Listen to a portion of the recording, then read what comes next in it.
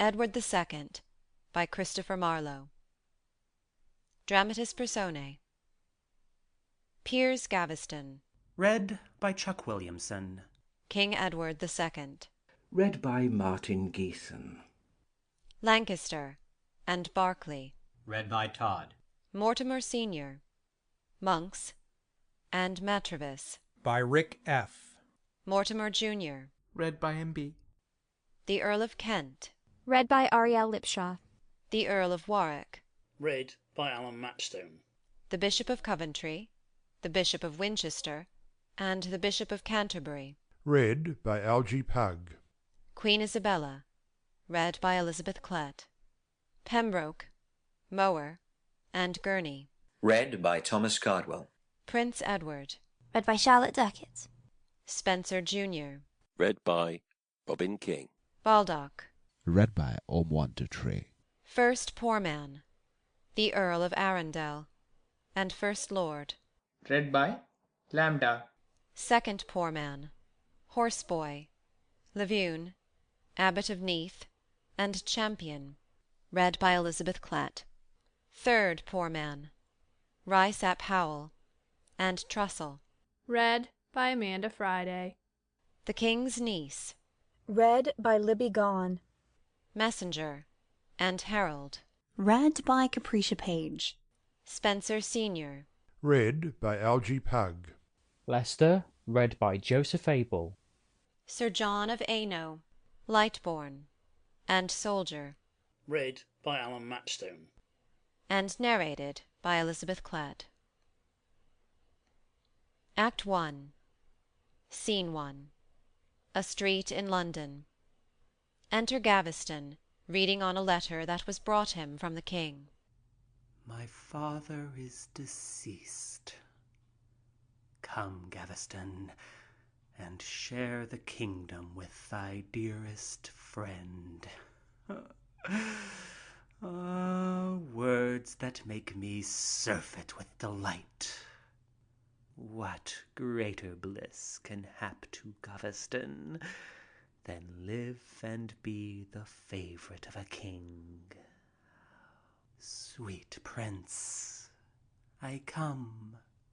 These thy amorous lines might have enforced me to have swum from France, and, like Leander, gasped upon the sand, so thou wouldest smile and take me in thy arms. The sight of London to my exiled eyes is as Elysium to a new-come soul. Not that I love the city or the men, but that it harbours him I hold so dear, the king, upon whose bosom let me lie, and with the world be still at enmity. What need the Arctic people love starlight, to whom the sun shines both by day and night? Farewell, base stooping to the lordly peers. My knee shall bow to none but to the king. As for the multitude that are but sparks, raked up in embers of their poverty, Tanti, I'll fawn first on the wind that glanceth at my lips and flieth away. But how now? What are these? Enter 3 poor men. Such as desire your worship's service. What canst thou do? I can ride. But I have no horses. What art thou? A traveller. Let me see. Thou wouldest do well to wit at my trencher and tell me lies at dinner time. And, as I like your discoursing, I'll have you. And what art thou? A soldier that hath served against the Scot. Why, there are hospitals for such as you. I have no war. And therefore, sir, begone. Farewell, and perish by a soldier's hand, that wouldst reward them with an hospital. Aside. Ay. These words of his move me as much as if a goose should play the porpentine and dart her plumes, thinking to pierce my breast. But yet it is no pain to speak these men fair. I'll flatter these and make them live in hope. You know that I come lately out of France, and yet I have not viewed my lord the king. If I speed well, I'll entertain you all. We thank your worship. I have some business. Leave me to myself. We will wait here about the court. Exeunt. Do. These are not men for me. I must have wanton poets, pleasant wits, musicians, that with touching of a string may draw the pliant king which way I please. Music and poetry is his delight. Therefore I'll have Italian masques by night, sweet speeches, comedies, and pleasing shows, and in the day when we shall walk abroad, like sylvan nymphs my pages shall be clad. My men, like satyrs grazing on the lawns, shall with their goat feet dance an antic hay. Sometime a lovely boy in Dian's shape, with hair that gilds the water as it glides, crownets of pearl about his naked arms, and in his sportful hands an olive tree, to hide those parts which men delight to see, shall bathe him in the spring. And there hard by, one like Actaeon peeping through the grove, shall by the angry goddess be transformed, and running in the likeness of an hart, by yelping hounds pulled down, and seem to die. Such things as these best please his majesty. Oh, my lord, here comes the king, and the nobles from the Parliament. I'll stand aside. Retires. Enter the King, Lancaster, Mortimer Senior, Mortimer Junior, Edmund, Earl of Kent, Guy, Earl of Warwick, etc. Lancaster. My lord. Aside. That Earl of Lancaster do I abhor. Will you not grant me this? Aside. In spite of them I'll have my will, and these two Mortimers that cross me thus shall know I am displeased. If you love us, my lord, hate Gaveston. Aside. That villain Mortimer, I'll be his death. Mine uncle here, this earl, and I myself were sworn to your father at his death, that he should ne'er return into the realm. And know, my lord, ere I will break my oath, this sword of mine, that should offend your foes, shall sleep within the scabbard at thy need, and underneath thy banners march who will, for Mortimer will hang his armour up. Aside. Mon Dieu! Well, Mortimer, I'll make thee rue these words. Beseems it thee to contradict thy king? Frown'st thou thereat, aspiring Lancaster? The sword shall plane the furrows of thy brows, and hew these knees that now are grown so stiff. I will have Gaveston, and you shall know what danger 'tis to stand against your king. Aside. Well done, Ned. My lord, why do you thus incense your peers that naturally would love and honour you but for that base and obscure Gaveston? 4 earldoms have I besides Lancaster, Derby, Salisbury, Lincoln, Leicester. These will I sell to give my soldiers pay ere Gaveston shall stay within the realm. Therefore, if he be come, expel him straight. Barons and earls, your pride hath made me mute, but now I'll speak, and to the proof I hope. I do remember in my father's days, Lord Percy of the North, being highly moved, braved Mowbray in presence of the king, for which, had not his highness loved him well, he should have lost his head. But with his look the undaunted spirit of Percy was appeased, and Mowbray and he were reconciled. Yet dare you brave the king unto his face? Brother, revenge it, and let these their heads preach upon poles for trespass of their tongues. Oh, our heads. Ay, yours, and therefore I would wish you grant. Bridle thy anger, gentle Mortimer. I cannot nor I will not. I must speak. Cousin, our hands, I hope, shall fence our heads, and strike off his that makes you threaten us. Come, uncle, let us leave the brain-sick king, and henceforth parley with our naked swords. Wiltshire hath men enough to save our heads. All Warwickshire shall love him for my sake.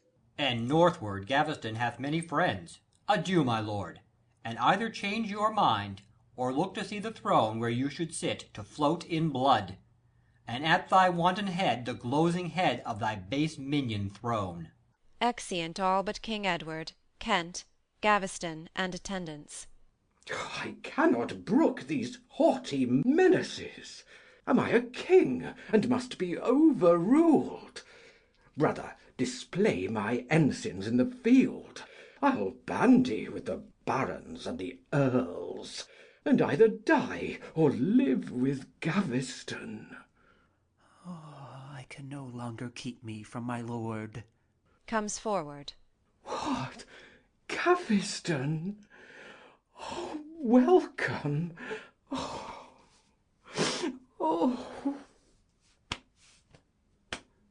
Kiss not my hand. Embrace me, Gaveston, as I do thee. Why shouldst thou kneel? Knowest thou not who I am? Thy friend, thyself. Another Gaveston. Not Hylas was more mourned of Hercules than thou hast been of me since thy exile.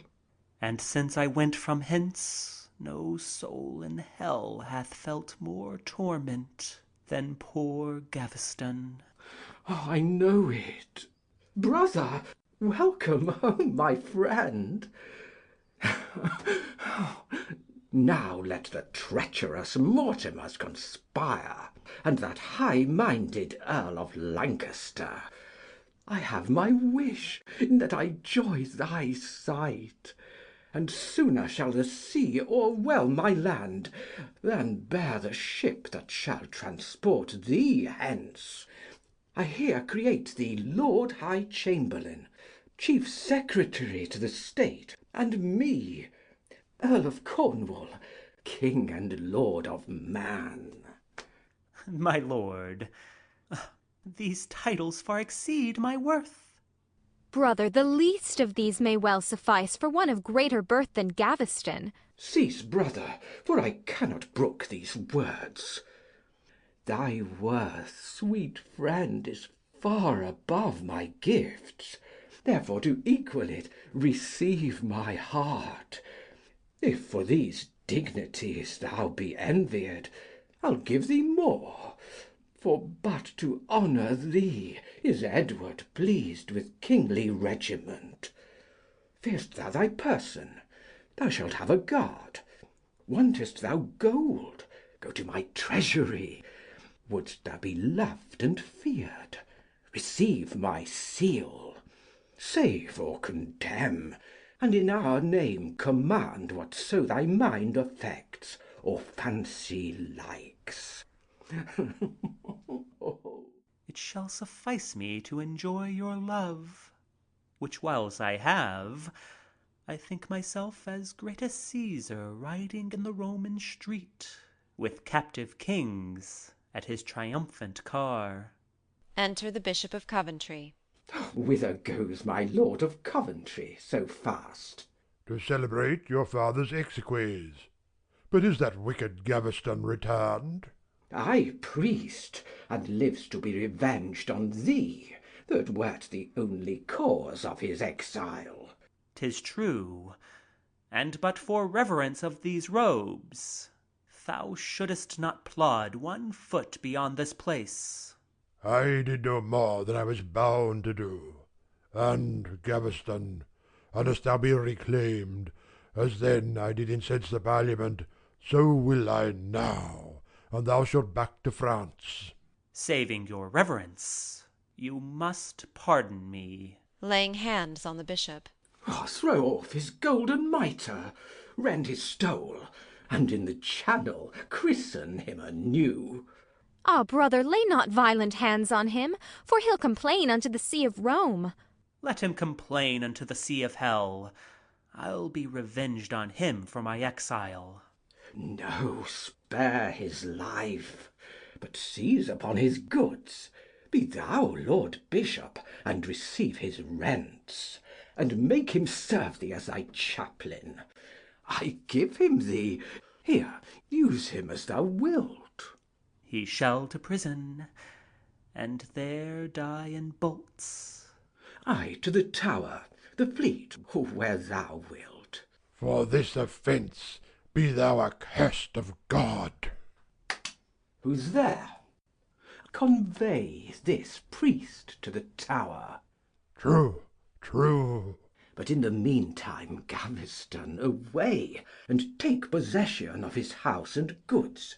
Come, follow me, and thou shalt have my guard to see it done, and bring thee safe again. What should a priest do with so fair a house? A prison may beseem his holiness. Exeunt. Scene 2. Near the King's palace. Enter on one side both the Mortimers, on the other Warwick and Lancaster. 'Tis true, the bishop is in the Tower, and goods and body given to Gaveston. What? Will they tyrannize upon the church? Ah, wicked king! Accursed Gaveston! This ground which is corrupted with their steps shall be their timeless sepulchre, or mine. Well, let that peevish Frenchman guard him sure. Unless his breast be sword-proof, he shall die. How now? Why droops the Earl of Lancaster? Wherefore is Guy of Warwick discontent? That villain Gaveston is made an earl. An earl? Ay, and besides, Lord Chamberlain of the realm, and secretary too, and Lord of Man. We may not, nor we will not, suffer this. Why post we not from hence to levy men? My Lord of Cornwall, now at every word, and happy is the man whom he vouchsafes for veiling of his bonnet one good look. Thus arm in arm the king and he doth march, nay more, the guard upon his lordship waits, and all the court begins to flatter him.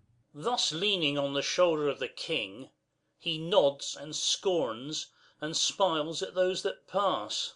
Doth no man take exceptions at the slave? All stomach him, but none dare speak a word. Ah, that bewrays their baseness, Lancaster. Were all the earls and barons of my mind, will hail him from the bosom of the king, and at the court gate hang the peasant up, who, swoln with venom of ambitious pride, will be the ruin of the realm and us. Enter the Bishop of Canterbury and an attendant. Here comes my Lord of Canterbury's grace. His countenance betrays he is displeased. First were his sacred garments rent and torn, then laid they violent hands upon him, next himself imprisoned, and his goods seized. This certified the Pope. Away, take horse. Exit attendant. My lord, will you take arms against the king? What need I? God himself is up in arms when violence is offered to the church. Then will you join with us, that be his peers, to banish or behead that Gaveston? What else, my lords? For it concerns me near. The bishopric of Coventry is his. Enter the Queen. Madam, whither walks your majesty so fast? Unto the forest, gentle Mortimer, to live in grief and baleful discontent. For now my lord the king regards me not, but dotes upon the love of Gaveston. He claps his cheeks, and hangs about his neck, smiles in his face, and whispers in his ears, and when I come he frowns, as who should say, Go whither thou wilt, seeing I have Gaveston. Is it not strange that he is thus bewitched? Madam, return unto the court again. That sly inveigling Frenchman we'll exile, or lose our lives. And yet, ere that day come, the king shall lose his crown, for we have power, and courage too, to be revenged at full. But yet lift not your swords against the king. No, but we'll lift Gaveston from hence. And war must be the means, or he'll stay still. Then let him stay. For rather than my lord shall be oppressed by civil mutinies, I will endure a melancholy life, and let him frolic with his minion. My lords, to ease all this, but hear me speak. We and the rest that are his counsellors will meet, and with a general consent confirm his banishment with our hands and seals. What we confirm the king will frustrate. Then may we lawfully revolt from him. But say, my lord, where shall this meeting be? At the new temple. Content. And in the meantime I'll entreat you all to cross to Lambeth, and there stay with me. Come then, let's away. Madam, farewell. Farewell, sweet Mortimer, and for my sake forbear to levy arms against the king. Ay, if words will serve. If not, I must. Exeunt. Scene 3. A street in London. Enter Gaveston and the Earl of Kent.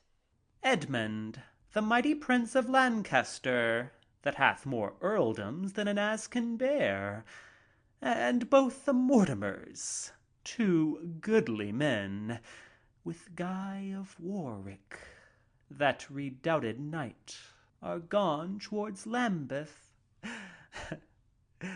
There let them remain. Exeunt. Scene 4. The New Temple. Enter Lancaster, Warwick, Pembroke, Mortimer Senior, Mortimer Junior, the Bishop of Canterbury, and attendants.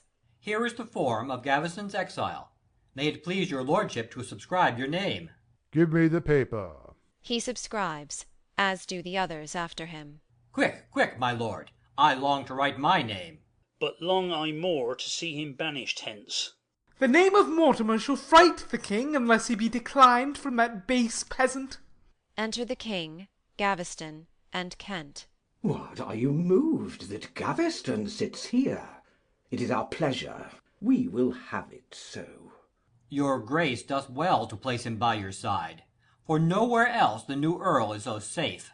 What man of noble birth can brook this sight? Quam male conveniunt I. See what a scornful look the peasant casts. Can kingly lions fawn on creeping ants?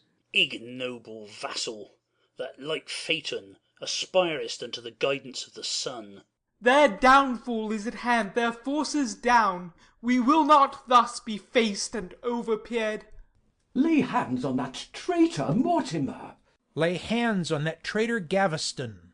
Is this the duty that you owe your king? We know our duties. Let him know his peers. Whither will you bear him? Stay, or ye shall die. We are no traitors, therefore threaten not. No, threaten not, my lord, but pay them home. Were I a king. Thou villain, wherefore talk'st thou of a king, that hardly art a gentleman by birth? Were he a peasant, being my minion, I'll make the proudest of you stoop to him. My lord, you may not thus disparage us. Away, I say, with hateful Gaveston. And with the Earl of Kent that favours him. Attendants remove Kent and Gaveston. Nay, then lay violent hands upon your king. Here, Mortimer, sit thou in Edward's throne. Warwick and Lancaster, wear you my crown. Was ever king thus overruled as I? Learn then to rule us better, and the realm. What we have done, our heart blood shall maintain. Think you that we can brook this upstart pride? Anger and wrathful fury stops my speech. Why are you moved? Be patient, my lord, and see what we, your counsellors, have done. My lords, let us now all be resolute, and either have our wills or lose our lives. Meet you for this, proud, over-daring peers. ere my sweet Gaveston shall part from me, this isle shall fleet upon the ocean, and wander. Edward II, by Christopher Marlowe. Act 2, Scene 1. A hall in Gloucester's house. Enter Spencer Junior and Baldock. Spencer, seeing that our lord the Earl of Gloucester is dead, which one of the nobles dost thou mean to serve? Not Mortimer, nor any of his side, because the king and he are enemies. Baldock, learn this of me. A factious lord shall hardly do himself good, much less us. But he that hath the favour of a king may with one word advance us while we live. The liberal Earl of Cornwall is the man on whose good fortune Spencer's hope depends. What, mean you then to be his follower? No, his companion, for he loves me well, and would have once preferred me to the king. But he is banished. There is small hope of him. Ay, for a while. But Baldock, mark the end. A friend of mine told me in secrecy that he's repealed and sent for back again, and even now a post came from the court with letters to Our Lady from the king. And as she read she smiled, which makes me think it is about her lover, Gaveston. It is like enough, for since he was exiled, she neither walks abroad nor comes in sight. But I had thought the match had been broke off, and that his banishment had changed her mind. Our Lady's first love is not wavering. My life for thine, she will have Gaveston. Then hope I, by her means to be preferred, having read unto her since she was a child. Then, Baldock, you must cast it off and learn to court it like a gentleman. 'Tis not a black coat and a little band, a velvet-capped cloak faced before with serge, and smelling to a nosegay all the day, or holding of a napkin in your hand, or saying a long grace at a table's end, or making low legs to a nobleman, or looking downward with your eyelids closed and saying, "Truly, and it may please your honour, can get you any favour with great men." You must be proud, bold, pleasant, resolute, and now and then stab as occasion serves.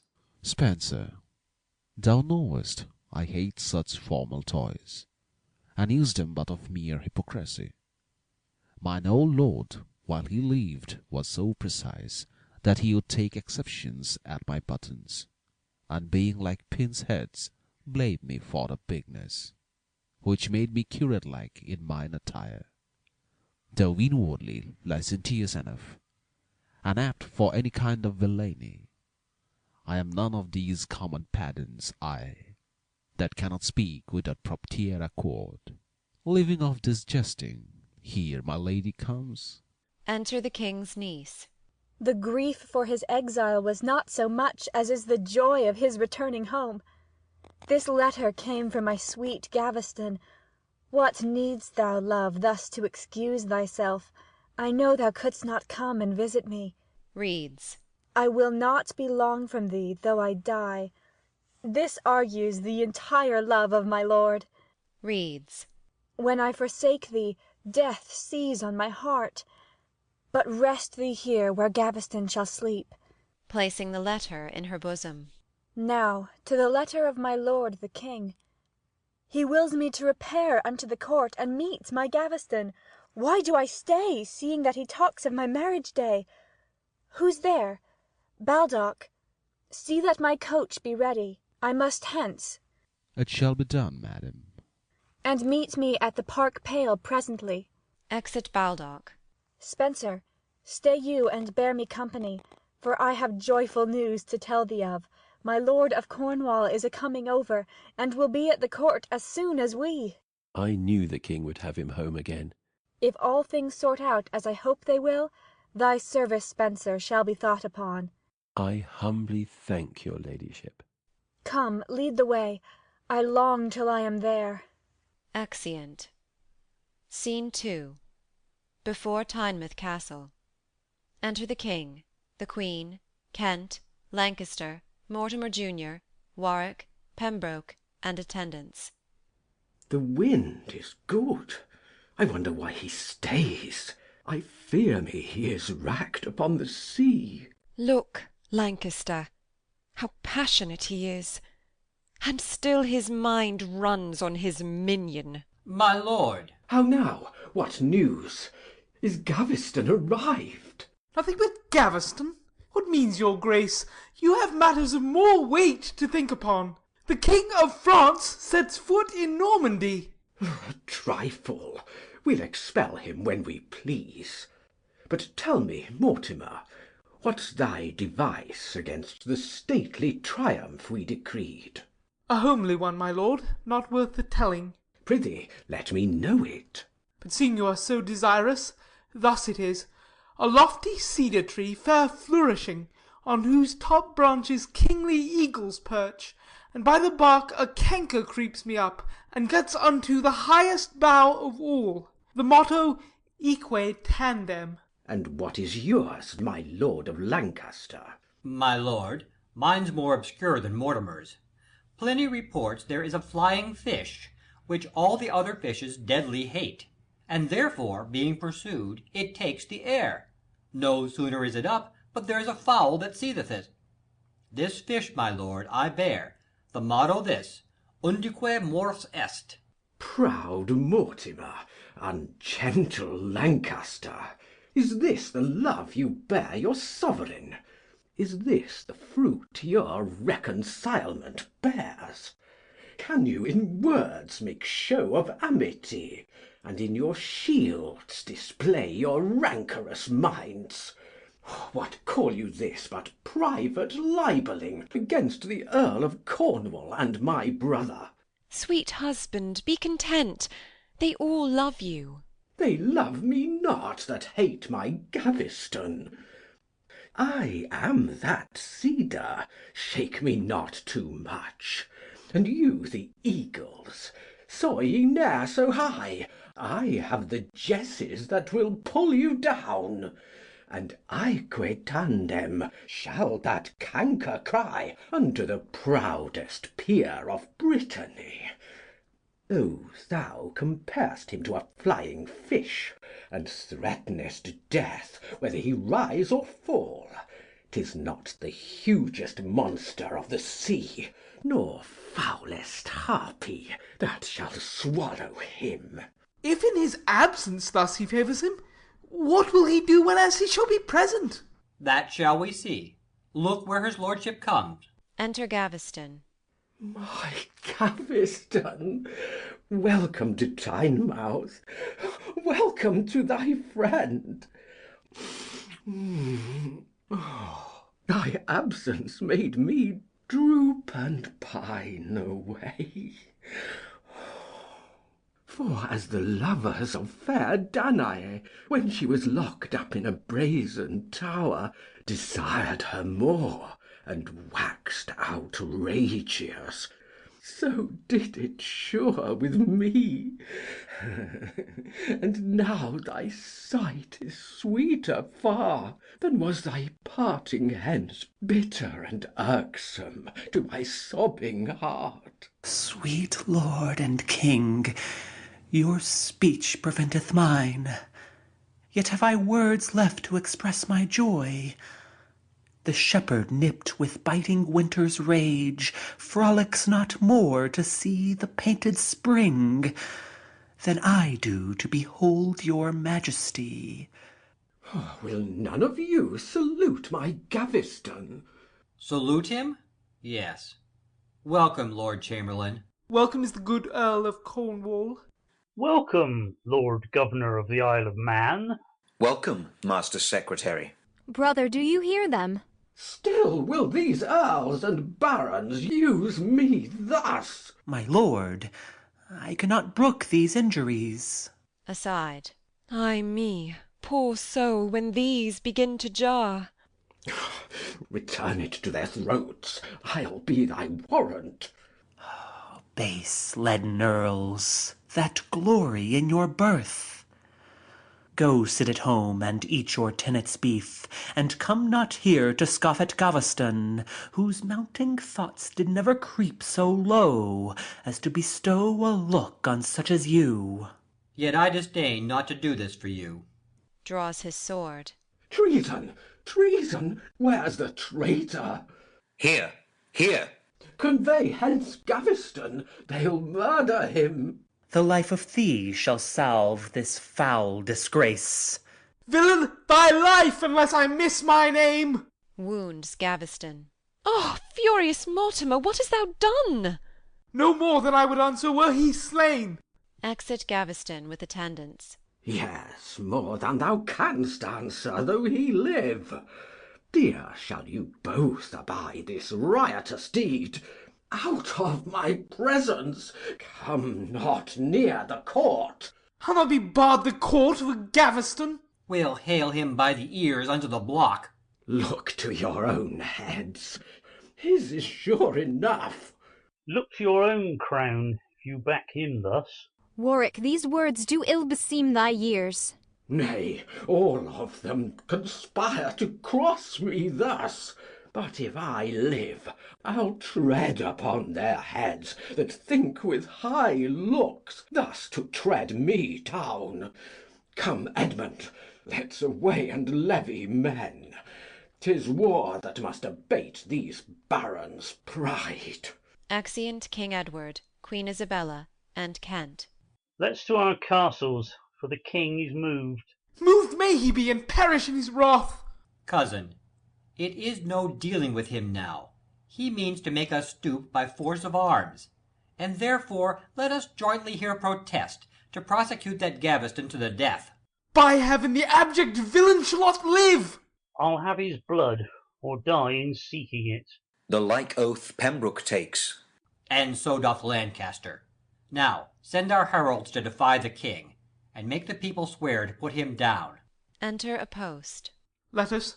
From whence? From Scotland, my lord. Why, how now, cousin? How fares all our friends? My uncle's taken prisoner by the Scots. We'll have him ransomed, man. Be of good cheer. They rate his ransom at £5,000. Who should defray the money but the king, seeing he is taken prisoner in his wars? I'll to the king.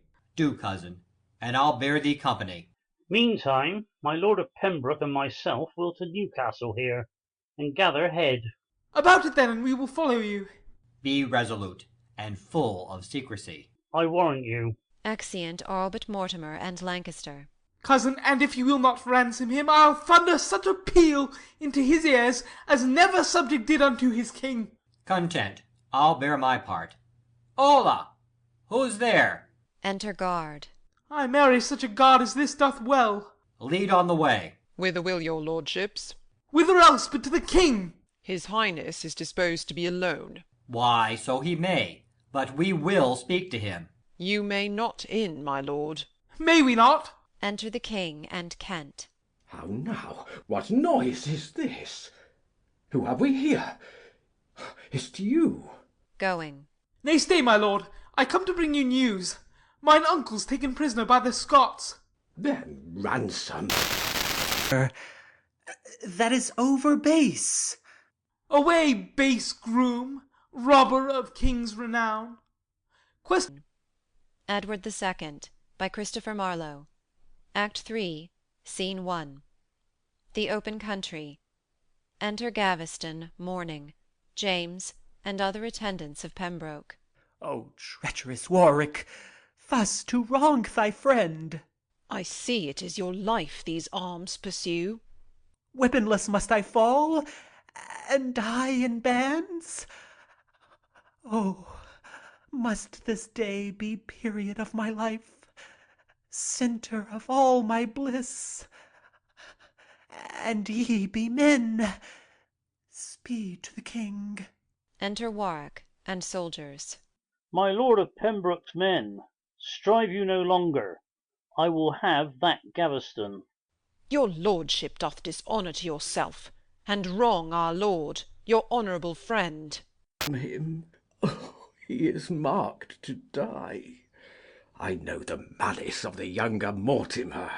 Warwick, I know, is rough, and Lancaster inexorable. And I shall never see my lovely peers, my Gaveston, again. The barons overbear me with their pride.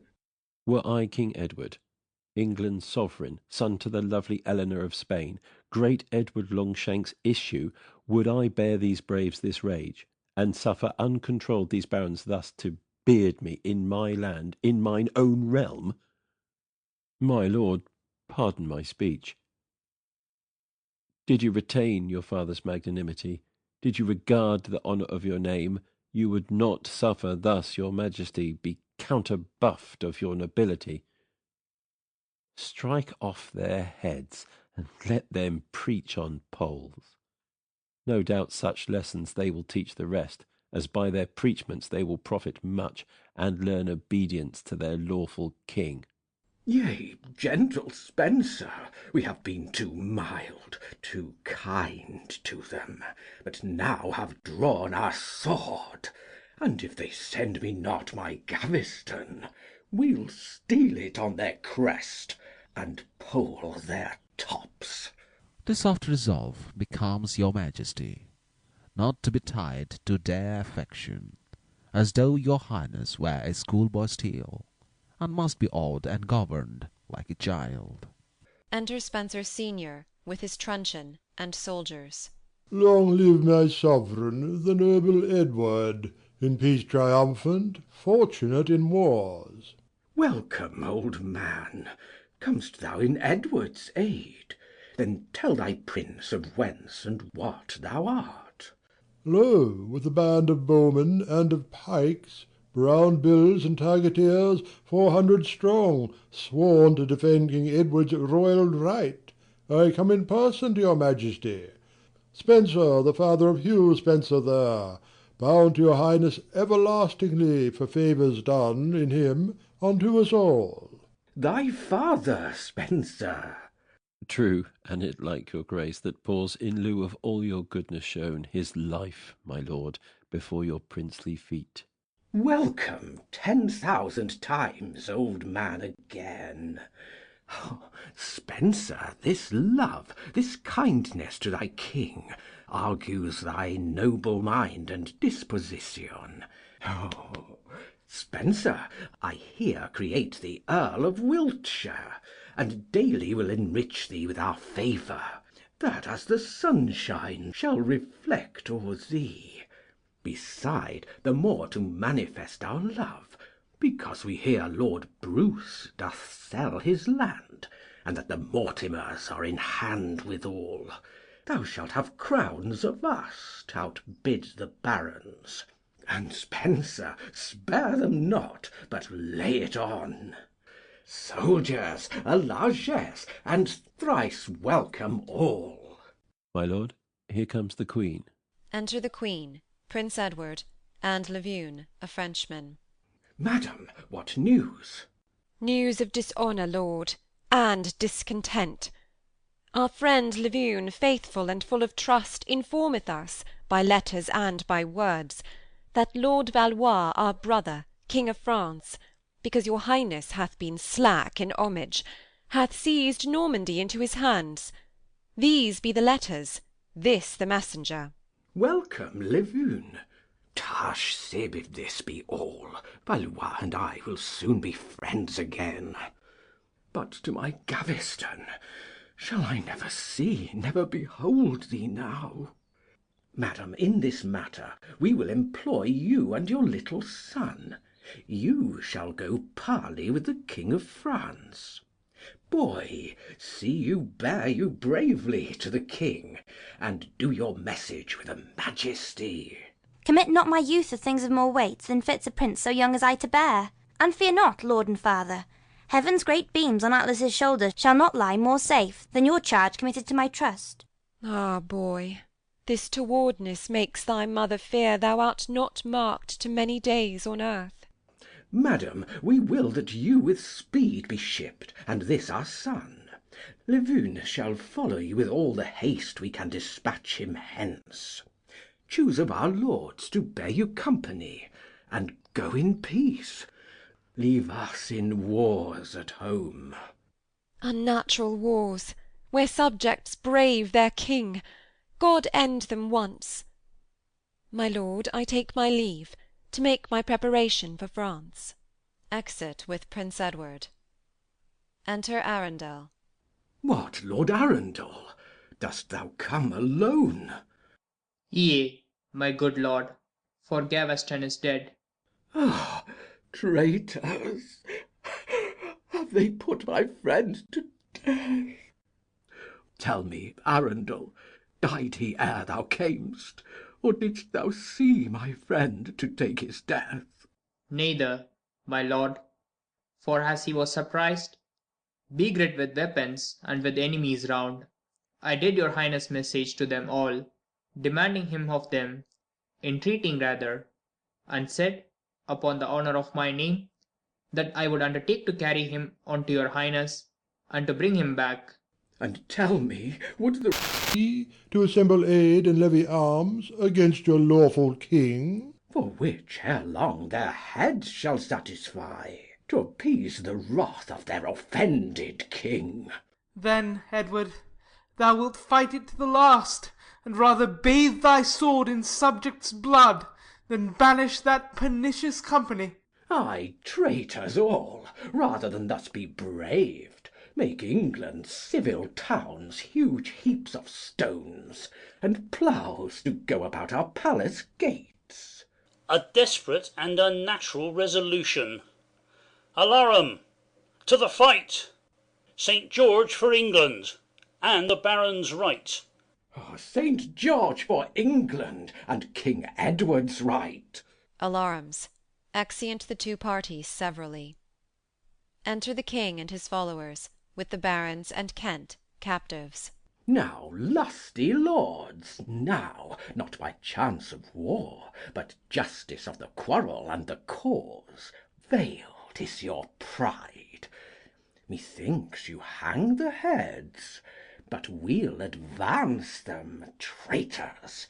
Now 'tis time to be avenged on you for all your braves, and for the murder of my dearest friend, to whom right well you knew our soul was knit, good Pierce of Gaveston, my sweet favourite.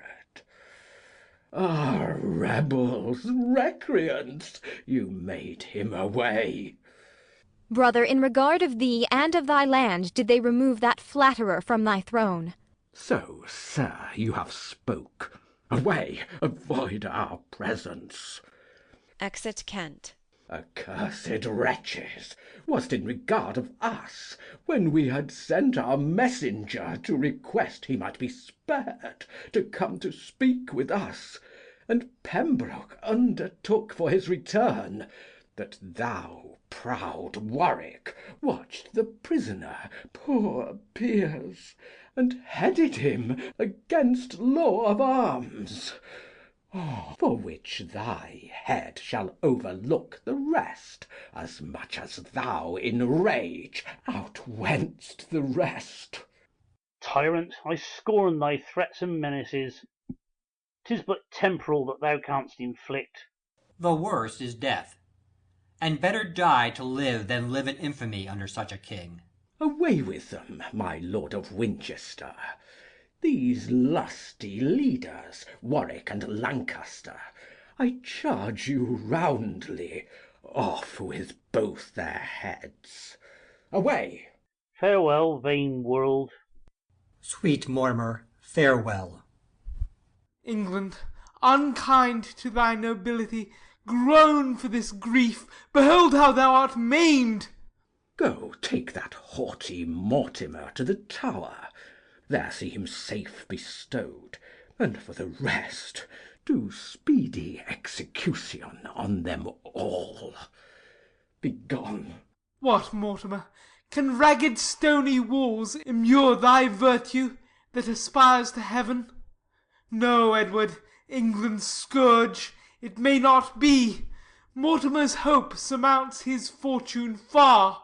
The captive barons are led off. Sound drums and trumpets. March with me, my friends. Edward this day has crowned him king anew. Exeunt all except Spencer Junior, Levune, and Baldock.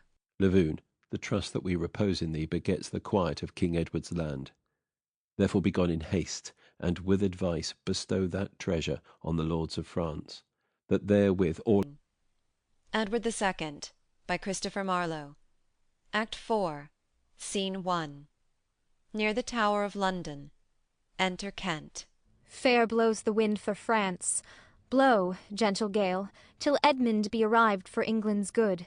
Nature, yield to my country's cause in this.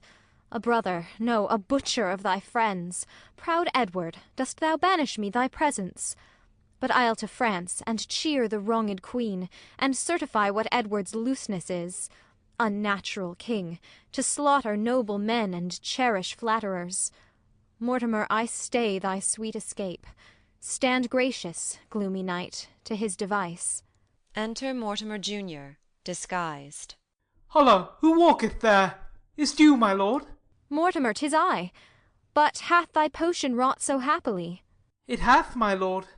The warders, all asleep, I thank them, gave me leave to pass in peace. But hath your grace got shipping unto France? Fear it not. Exeunt. Scene 2. Paris. Enter the Queen and Prince Edward. Shall have me from my gracious mother's side, till I be strong enough to break a staff, and then the proudest Spencer's heads. Well said, my lord. O my sweetheart, how do I moan thy wrongs, yet triumph in the hope of thee, my joy! O sweet Sir John, even to the utmost verge of Europe, or to the shore of Tanais, will we with thee to Hainault, so we will. The Marquis is a noble gentleman. His Grace, I dare presume, will welcome me. But who are these? Enter Kent and Mortimer Junior. Madam, long may you live much happier than your friends in England do. Lord Edmund and Lord Mortimer alive! Welcome to France! The news was here, my lord, that you were dead, or very near your death. Lady, the last was truest of the twain. But Mortimer, reserved for better hap, hath shaken off the thraldom of the Tower, and lives to advance your standard, good my lord. How mean you? And the king, my father, lives? No, my lord Mortimer, not I trow. Not, son? Why not? I would it were no worse. But, gentle lords, friendless we are in France. Monsieur Le Grand, a noble friend of yours, told us at our arrival all the news. How hard the nobles, how unkind the king hath showed himself. But, madam, right makes room where weapons want.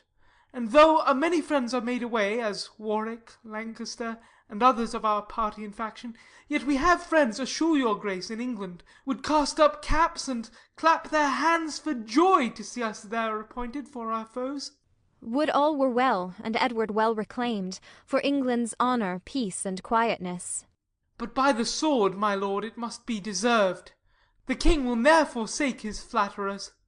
My lords of England, sith the ungentle king of France refuseth to give aid of arms to this distressed queen, his sister here, go you with her to Hainault. Doubt ye not, we will find comfort, money, men, and friends ere long, to bid the English king abase.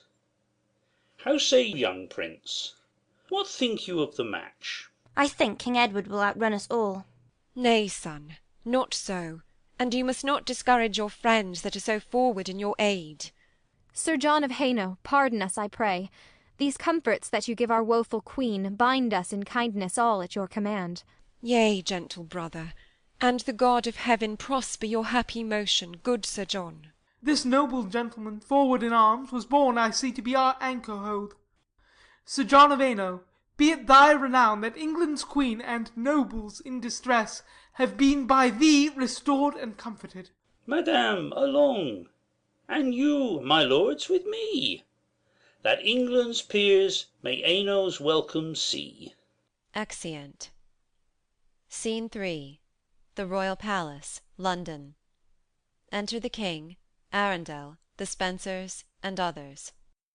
Thus, after many threats of wrathful war, triumpheth England's Edward with his friends, and triumph Edward with his friends uncontrolled.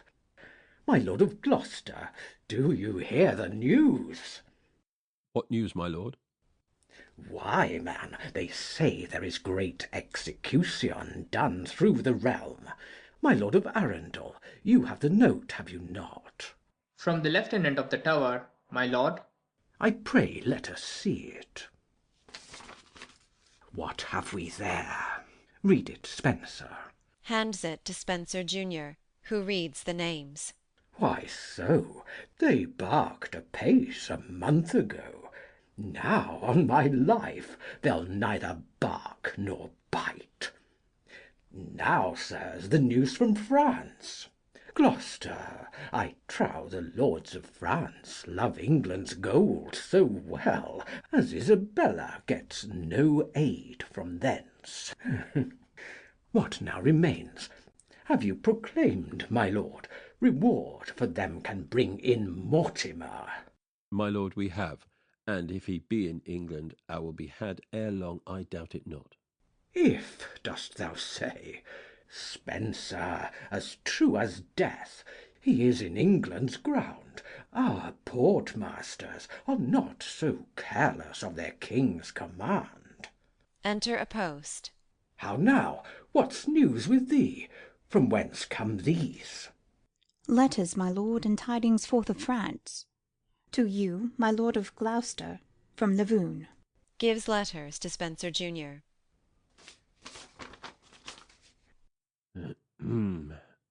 My duty to your honour premised, etc. I have, according to instructions in that behalf, dealt with the King of France his lords, and effected that the Queen, all discontented and discomfited, is gone. Whither, if you ask? With Sir John of Hainault, brother to the Marquis, into Flanders. With them are gone Lord Edmund and the Lord Mortimer, having in their company divers of your nation, and as constant report goeth, they intend to give King Edward battle in England sooner than he can look for them. This is all the news of import. Your honours in all service, Lavoun. Ah, villains! Has that Mortimer escaped? With him is Edmund gone associate, and will Sir John of Hainault lead the round? Welcome, God's name, madam, and your son. England shall welcome you and all your rout. Gallop apace, bright Phoebus, through the sky, and dusky night in rusty iron car. Between you both shorten the time, I pray, that I may see that most desired day when we may meet these traitors in the field.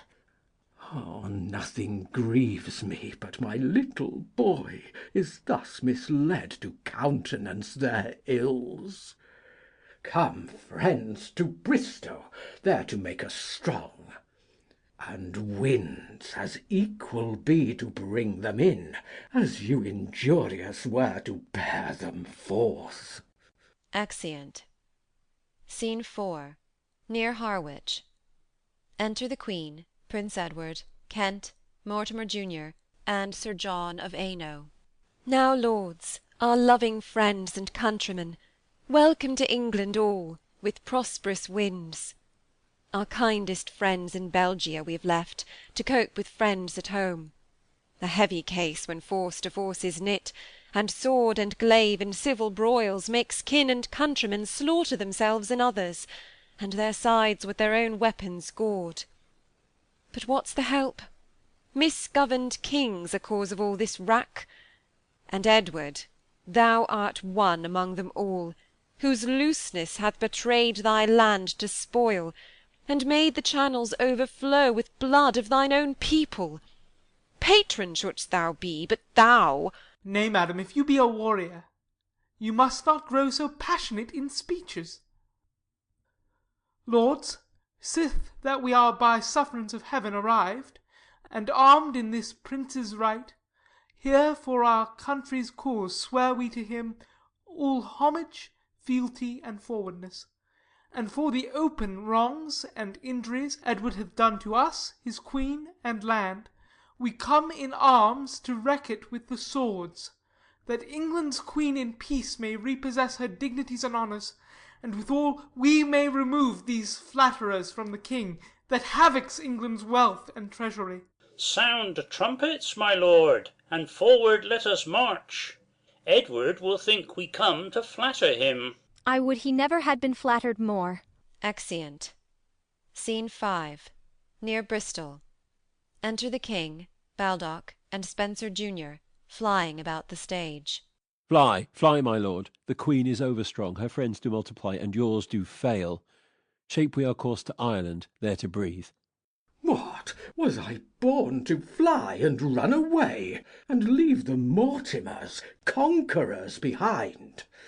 Give me my horse, and let's reinforce our troops, and in this bed of honours die with fame. Oh no, my lord, this princely resolution fates not the time. Away we are pursued. Exeunt. Enter Kent alone, with a sword and target. This way he fled, but I am come too late. Edward, alas, my heart relents for thee. Proud traitor Mortimer, why dost thou chase thy lawful king, thy sovereign, with thy sword? Vile wretch, and why hast thou, of all unkind, borne arms against thy brother and thy king? Rain showers of vengeance on my cursed head, thou God, to whom in justice it belongs to punish this unnatural revolt. Edward, this Mortimer aims at thy life. O fly him then! But Edmund, calm this rage, dissemble or thou diest.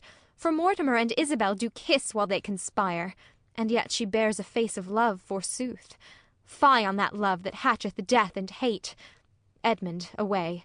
Bristow to Longshank's blood is false. Be not found single for suspect. Proud Mortimer pries near into thy walks.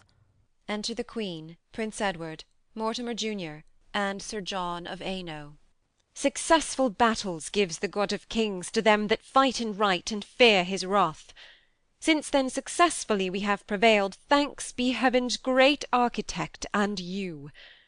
Ere farther we proceed, my noble lords, we here create our well-beloved son, of love and care unto his royal person, Lord Warden of all the realm, and sith the fates have made his father so infortunate, deal you, my lords, in this, my loving lords, as to your wisdom's fittest seems in all. Madam, without offence, if I may ask, how will you deal with Edward in his fall? Tell me, good uncle, what Edward do you mean? Nephew, your father. I dare not call him king. My lord of Kent, what needs these questions? 'Tis not in her controlment, nor in ours, but as the realm and parliament shall please, so shall your brother be disposed of. Aside to the Queen.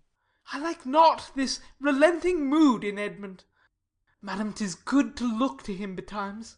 My lord, the Mayor of Bristow knows our mind. Yes, madam, and they 'scape not easily that fled the field. Baldock is with the king. A goodly chancellor, is not he, my lord? So are the Spencers, the father and the son. This, Edward, is the ruin of the realm. Enter Rysap Howell and the Mayor of Bristow, with Spencer Senior, prisoner, and attendants. God save Queen Isabel and her princely son.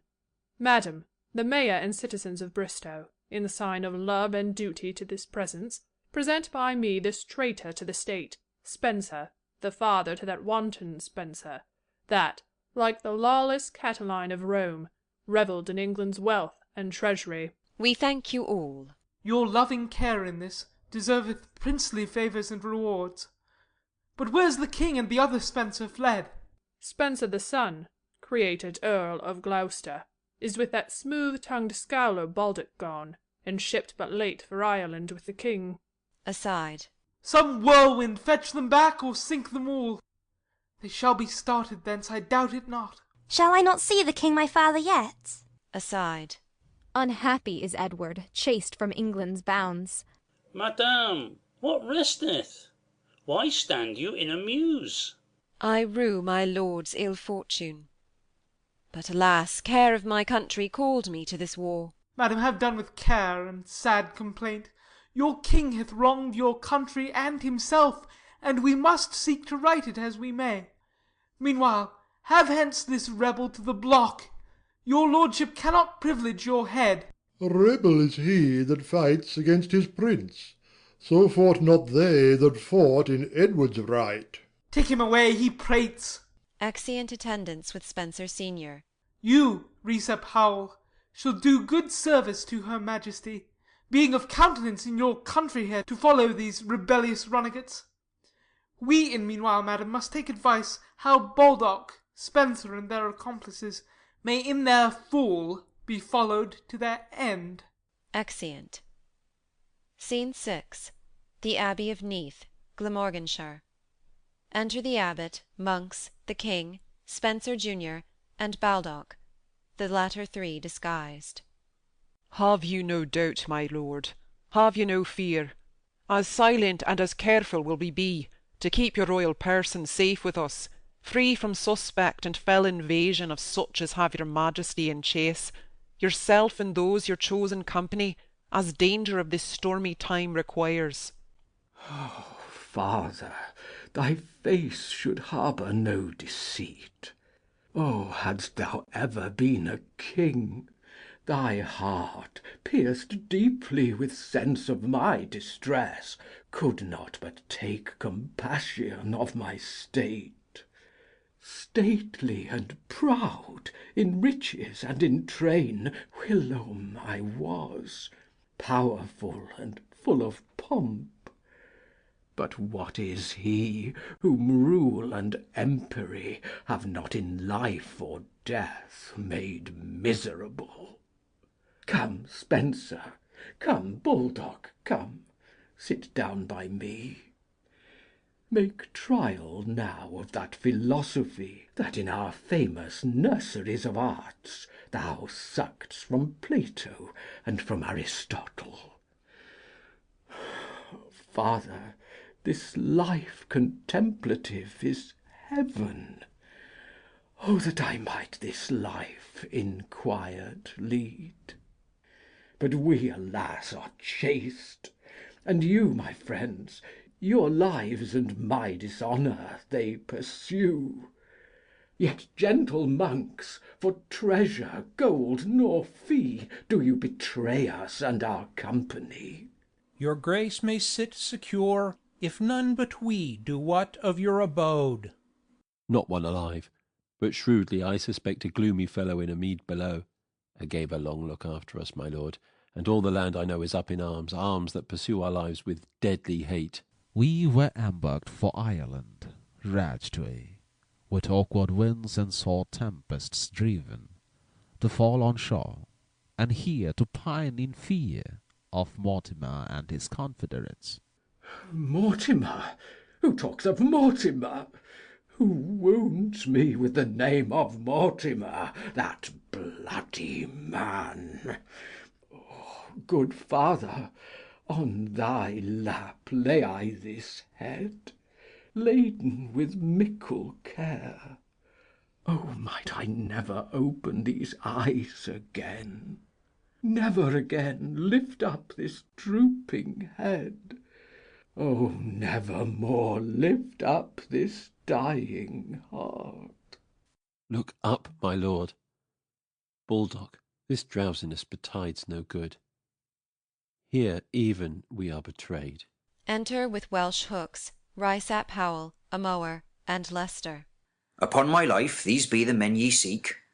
Fellow, enough. My lord, I pray be short. A fair commission warrants what we do. The Queen's commission, urged by Mortimer. What cannot gallant Mortimer with the Queen?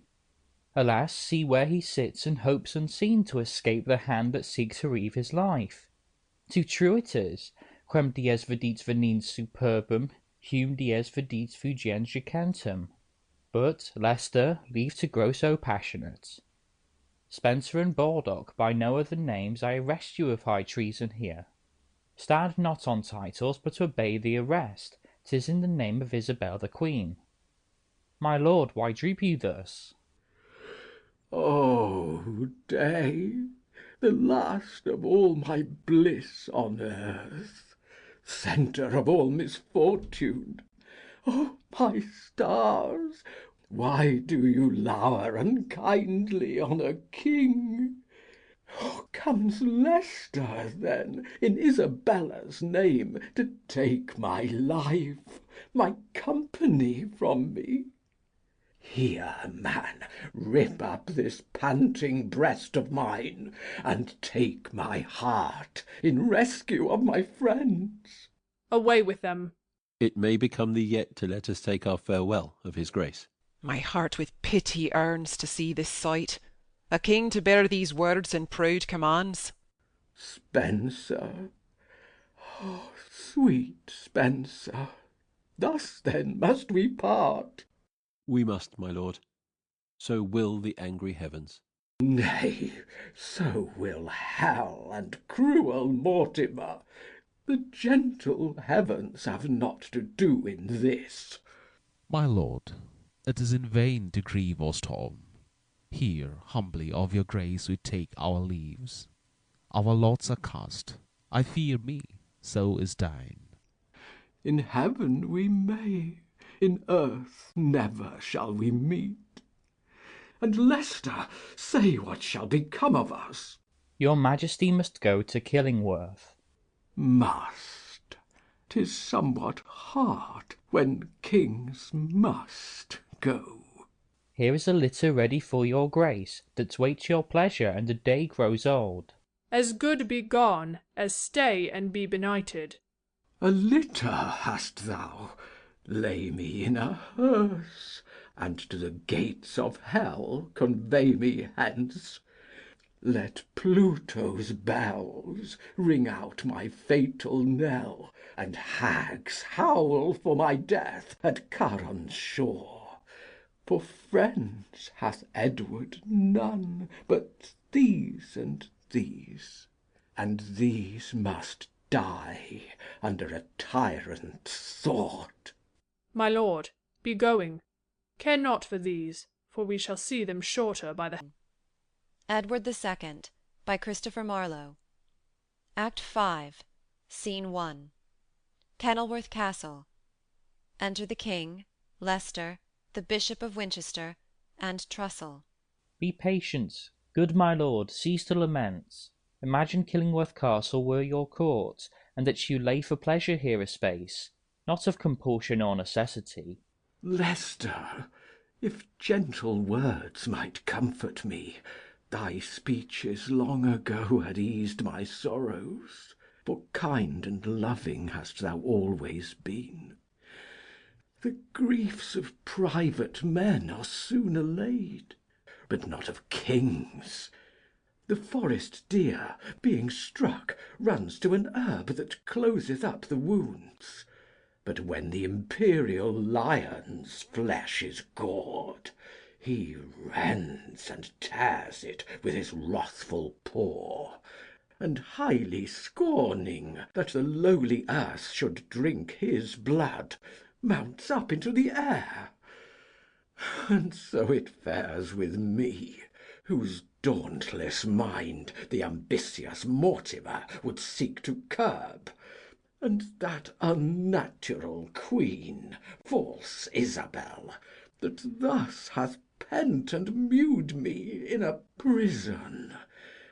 For such outrageous passions cloy my soul, as with the wings of rancour and disdain, full often am I soaring up to heaven to plain me to the gods against them both. But when I call to mind I am a king, methinks I should revenge me of the wrongs that Mortimer and Isabel have done. But what are kings when regiment is gone, but perfect shadows in a sunshine day? My nobles rule, I bear the name of king, I wear the crown, but am controlled by them, by Mortimer, and my unconstant queen, who spots my nuptial bed with infamy. Whilst I am lodged within this cave of care, where sorrow at my elbow still attends, to company my heart with sad laments that bleeds within me for this strange exchange. But tell me, must I now resign my crown to make usurping Mortimer a king? Your grace mistakes. It is for England's good, and princely Edward's right, we crave the crown. No, 'tis for Mortimer, not Edward's head, for he's a lamb encompassed by wolves, which in a moment will abridge his life. But if proud Mortimer do wear this crown, heavens turn it to a blaze of quenchless fire, or like the snaky wreath of Tisiphon engird the temples of his hateful head. So shall not England's vine be perished, but Edward's name survives, though Edward dies. My lord, why waste you thus the time away? They stay your answer. Will you yield your crown? Ah, Leicester, weigh how hardly I can brook to lose my crown and kingdom without cause, to give ambitious Mortimer my right, that like a mountain overwhelms my bliss, in which extreme my mind here murthered is. Oh, but what the heavens appoint, I must obey. Here, take my crown, the life of Edward too. Taking off the crown. 2 kings in England cannot reign at once. But stay a while, let me be king till night, that I may gaze upon this glittering crown. So shall my eyes receive their last content, my head the latest honour due to it, and jointly both yield up their wished right. Oh, continue ever, thou celestial sun, let never silent night possess this clime.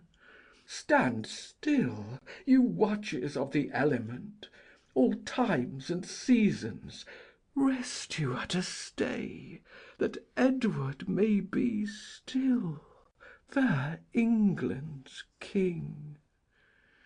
Oh, but day's bright beams doth vanish fast away, and needs I must resign my wished crown.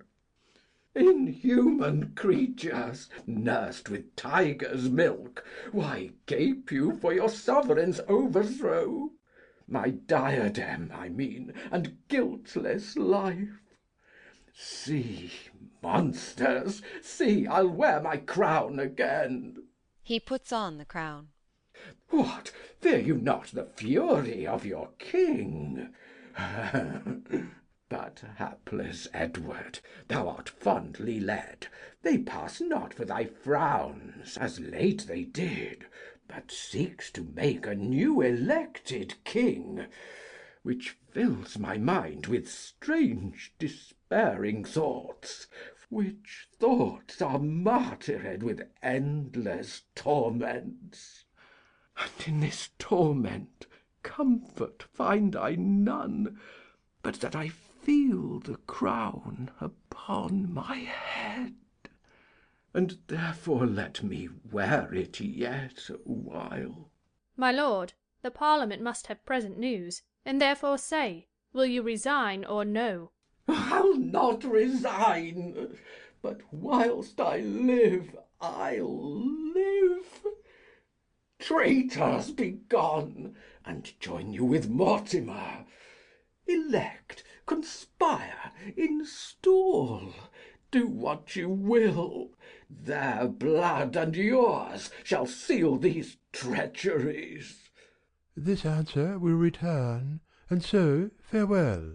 Call them again, my lord, and speak them fair, for if they go the prince shall lose his rights. Call thou them back. I have no power to speak. My lord, the king is willing to resign. If he be not, let him choose. Oh, would I might! But heavens and earth conspire to make me miserable. Here receive my crown. Receive it? No, these innocent hands of mine shall not be guilty of so foul a crime. He of you all that most desires my blood, and will be called the murderer of a king, take it. What, are you moved? Pity you me? Then send for unrelenting Mortimer and Isabel, whose eyes, being turned to steel, will sooner sparkle fire than shed a tear. Oh, yet stay, for rather than I will look on them, here, gives the crown. Now, sweet God of heaven, make me despise this transitory pomp, and sit for aye enthrone, I said, in heaven. Come, death, and with thy fingers close my eyes, or if I live, let me forget myself. My lord. Call me not lord. Away, out of my sight. Ah, pardon me.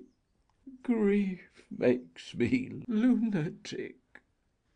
Let not that Mortimer protect my son. More safety is there in a tiger's jaws than his embracements. Bear this to the queen, wet with my tears, and dried again with sighs. Gives a handkerchief. If with the sight thereof she be not moved, return it back and dip it in my blood. Commend me to my son, and bid him rule better than I. Yet how have I transgressed? Unless it be with too much clemency. And thus most humbly do we take our leave. Exeunt the Bishop of Winchester and Trussell. Farewell. I know the next news that they bring will be my death, and welcome shall it be. To wretched men death is felicity. Enter Berkeley, who gives a paper to Leicester. Another post? What news brings he? Such news as I expect. Come, Berkeley, come and tell thy message to my naked breast.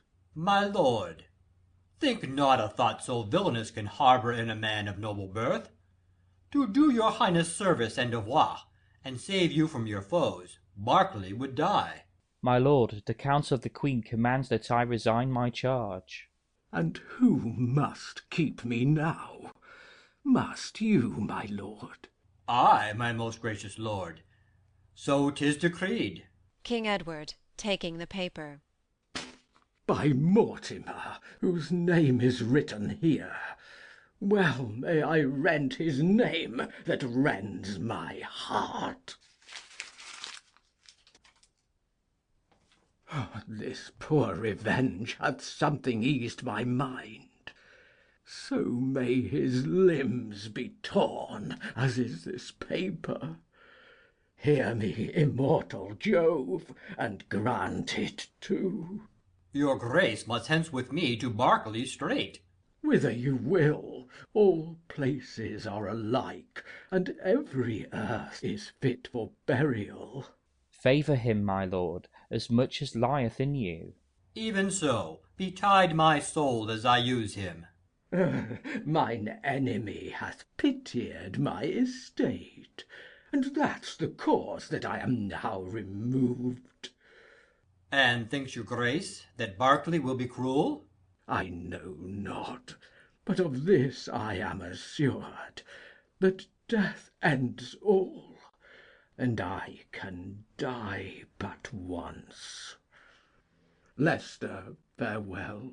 Not yet, my lord. I'll bear you on your way. Exeunt. Scene 2. The Royal Palace, London. Enter the Queen and Mortimer Junior. Fair Isabel, now have we our desire. The proud corrupters of the light-brained king have done their homage to the lofty gallows, and he himself lies in captivity.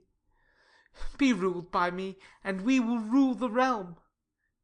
In any case, take heed of childish fear, for now we hold an old wolf by the ears, that, if he slip, will seize upon us both, and gripe the sorer, being gripped himself. Think, therefore, madam, that imports us much to erect your son with all the speed we may, and that I be protector over him. For our behoof will bear the greater sway, whenas a king's name shall be under writ. Sweet Mortimer, the life of Isabel, be thou persuaded that I love thee well, and therefore, so the prince my son be safe, whom I esteem as dear as these mine eyes, conclude against his father what thou wilt, and I myself will willingly subscribe. First would I hear news he were deposed, and then let me alone to handle him. Enter messenger. Letters? From whence? From Killingworth, my lord. How fares my lord the king? In health, madam, but full of pensiveness. Alas, poor soul, would I could ease his grief. Enter the Bishop of Winchester with the crown. Thanks, gentle Winchester. To the messenger. Sirrah, be gone. Exit messenger. The king hath willingly resigned his crown. Oh, happy news! Send for the prince my son. Father, ere this letter was sealed, Lord Berkeley came, so that he now is gone from Killingworth. And we have heard that Edmund laid a plot to set his brother free. No more but so. The Lord of Berkeley is so pitiful as Leicester that had charge of him before. Then let some other be his guardian. Let me alone. Here is the privy seal. Exit the Bishop of Winchester. Who's there? Call hither Gurney and Matrevis. 2 attendants within. To dash the heavy-headed Edmund's drift, Berkeley shall be discharged, the king removed, and none but we shall know where he lieth. But, Mortimer, as long as he survives, what safety rests for us, or for my son? Speak, shall he presently be dispatched and die? I would he were, so it were not by my means. Enter Matrevis and Gurney. Enough. Matrevis, write a letter presently unto the Lord of Berkeley from ourself, that he resign the king to thee and Gurney. And when 'tis done, we will subscribe our name.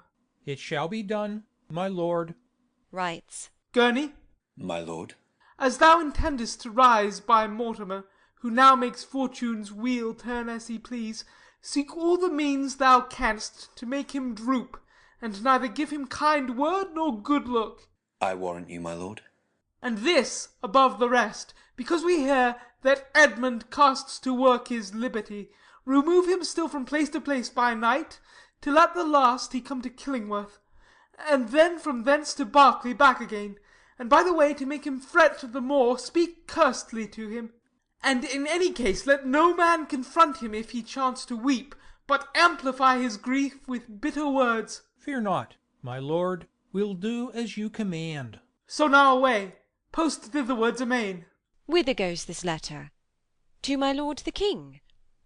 Commend me humbly to his majesty, and tell him that I labour all in vain to ease his grief and work his liberty, and bear him this as witness of my love. Gives a ring. I will, madam.